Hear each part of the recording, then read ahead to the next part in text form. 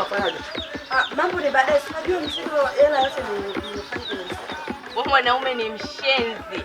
Umepotelea wapi kwanza na namba umebadilisha? Wewe unanijua mimi chochote napiga.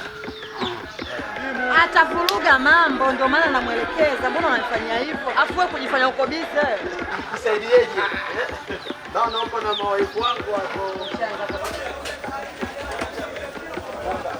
Unajua mambo ya kazi tena. Nilisafiri nikaenda mkoani. Basi najiandaa na kuja.